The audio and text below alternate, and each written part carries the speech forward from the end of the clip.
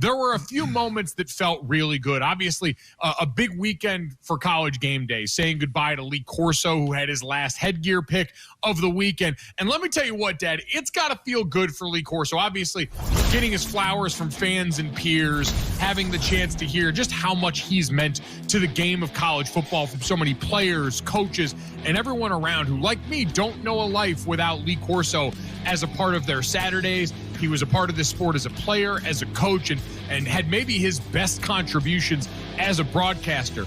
But how about the man, Dad, on the way out, going to casual 6 for 6 on his final set of picks for College Game Day, including being the only one on that panel to pick Florida State to upset Alabama. Really impressive from Coach. It's unbelievable. It was unbelievable. He was a perfect 6 for 6, as you said, and picked Ohio State. Remember his first game day, the first time he ever did a headgear was at Ohio State, and he picked Ohio State. So some consistency there. It just...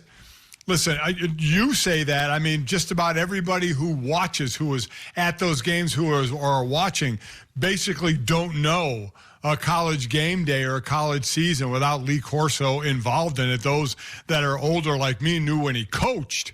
And then obviously when he was on the set of Game Day, it's just such a tradition, something that you just counted on. And again, I loved his attitude. Teach a little bit. You can learn something from him. He can take you to where the normal person can't go, and he entertains you. And he admitted it. He said, "This is entertainment, baby," or "sweetheart" was his word. This is entertainment. You know, he wasn't much into talking about the lines of scrimmage because he knew where the entertainment value was in all this. Really, really a special guy. Yeah, I say this super lovingly because some people might not, like, felt like the mascot for the sport overall. Yeah. Like Lee Corso represents so much of what the spirit of college football should be about, which is equal parts hilarious, self-deprecating, but also sincere and incredibly full of heart. And so Coach Corso going out in style this weekend. I shed a couple of tears in the hotel room watching that final headgear pick. It was one of those moments where you're right. And I talked to Jessica Smetana, our friend, who said it's hilarious to sit there crying with a man wearing Brutus the Buckeye's foam head on top of his body.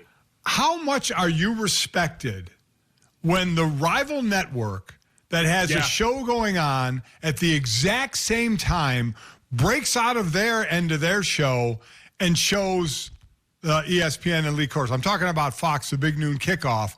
They showed Lee Corso putting the headgear on. I mean, that's just, you know, you have your rivalries, whether they're on the field or whether they're networks or whatever, but there's just, you know, universal respect for Lee Corso and what he's done. The man is 90 years old, and he went out on top.